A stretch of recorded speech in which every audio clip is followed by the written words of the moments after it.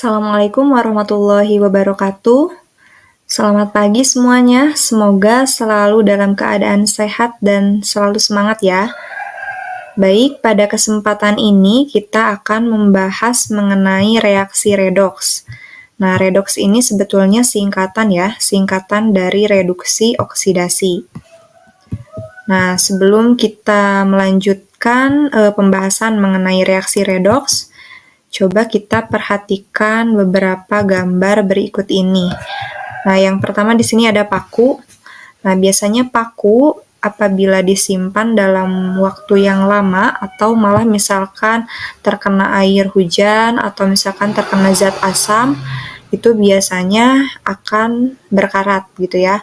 Nah, kemudian di sini yang kedua ada pemutih pakaian. Dan yang ketiga ini ada apel yang berubah warna menjadi coklat setelah dikupas. Nah, ternyata fenomena-fenomena yang sering kita temui dalam kehidupan sehari-hari ini sangat erat kaitannya dengan reaksi redoks gitu ya.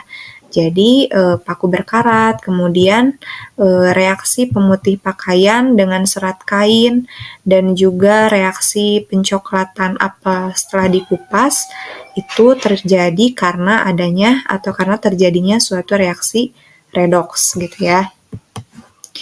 Nah, baik, kita bahas lebih lanjut mengenai konsep redoks.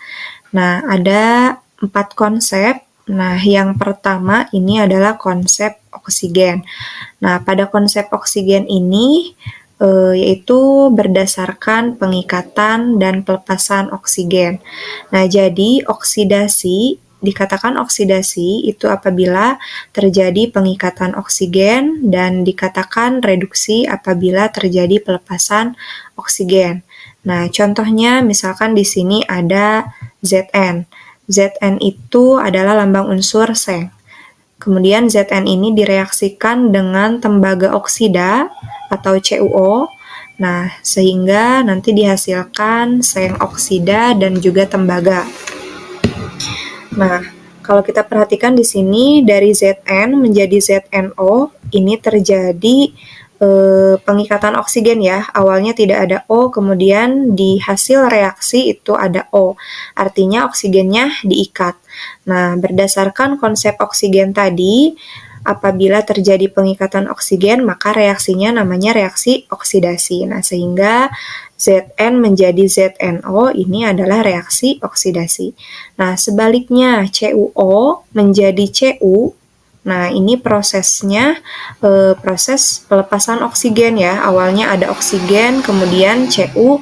Di sini sudah tidak ada lagi oksigen, artinya oksigennya dilepas. Gitu ya. Sehingga apabila terjadi pelepasan oksigen, maka reaksinya namanya reaksi reduksi. Nah, baik, kita lanjutkan. Yang kedua, ini adalah konsep elektron. Nah, konsep elektron ini berdasarkan pelepasan dan pengikatan elektron. Nah, jadi dikatakan oksidasi apabila terjadi pelepasan elektron dan dikatakan reduksi apabila terjadi pengikatan elektron. Contohnya untuk yang oksidasi, misalkan di sini ada Fe menjadi Fe3+ ditambah 3 elektron. Nah, apabila elektronnya ada di sebelah kanan panah, artinya elektronnya dihasilkan atau dilepaskan. Nah, sehingga ini termasuk ke dalam reaksi oksidasi. Nah, sedangkan untuk reaksi reduksi, contohnya di sini ada Mg2+ ditambah 2 elektron menghasilkan Mg. Nah, di sini elektronnya ada di sebelah kiri panah, artinya elektronnya ini diikat gitu ya, sehingga reaksinya namanya reaksi reduksi. Nah, yang ketiga ada konsep hidrogen. Konsep hidrogen ini berdasarkan pelepasan dan pengikatan atom hidrogen. Nah, jadi dikatakan oksidasi apabila terjadi pelepasan hidrogen dan dikatakan reduksi apabila terjadi pengikatan atom hidrogen. Contohnya di sini misalkan ada hidrogen sulfida atau H2S direaksikan dengan gas klorin Cl2 Nah, sehingga menghasilkan sulfur atau belerang ditambah asam klorida HCl. Nah, di sini kita perhatikan H2S berubah menjadi S atau sulfur. Nah, di sini terjadi pelepasan hidrogen karena di sini bisa kita perhatikan hidrogennya berkurang ya. Nah, sehingga apabila terjadi pelepasan hidrogen, reaksinya dinamakan reaksi oksidasi. Nah, sebaliknya di sini gas klorin berubah menjadi HCl. Artinya terjadi pengikatan atom hidrogen karena hidrogennya bertambah. Nah, sehingga reaksinya adalah reaksi reduksi. Nah, kemudian yang terakhir, yang keempat adalah konsep bilangan oksidasi. Biasanya bilangan oksidasi ini disingkat bilox. Nah, untuk konsep bilox ini berdasarkan peningkatan dan penurunan bilangan oksidasi. Jadi dikatakan oksidasi apabila terjadi peningkatan bilox dan dikatakan reduksi apabila terjadi penurunan bilox. Nah, bilangan oksidasi itu apa? Bilangan oksidasi itu merupakan muatan suatu atom. Jadi setiap atom itu memiliki muatan yang berbeda-beda. Nah, biasanya apabila berbentuk atom bebas itu muatannya adalah 0. Contoh di sini ada seng atau Zn bereaksi dengan Cu2+ sehingga menghasilkan Zn2+ ditambah Cu.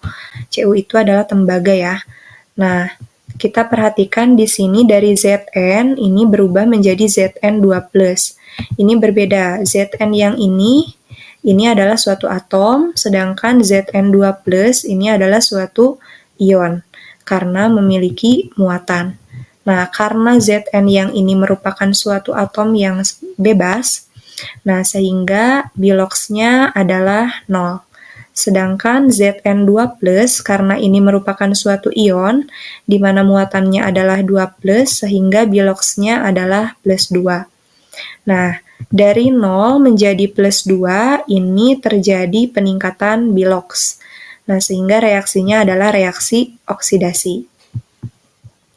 Nah, sebaliknya untuk Cu2+, Cu2+ ini merupakan suatu ion, di mana muatannya adalah 2+, sehingga biloxnya adalah +2. Nah, berubah menjadi Cu, di mana Cu ini adalah atom bebas, sehingga muatannya atau biloxnya adalah 0. Dari +2 menjadi 0 berarti terjadi penurunan bilox ya. Nah, sehingga reaksinya adalah reaksi reduksi. Baik, sekian yang bisa Ibu sampaikan mengenai konsep redoks. Selanjutnya kita akan pelajari aturan-aturan bilox di part selanjutnya. Semoga bermanfaat ya. Nah, tetap semangat belajar dan tetap produktif walaupun harus belajar dari rumah. Wabillahi taufiq wal hidayah. Wassalamualaikum warahmatullahi wabarakatuh.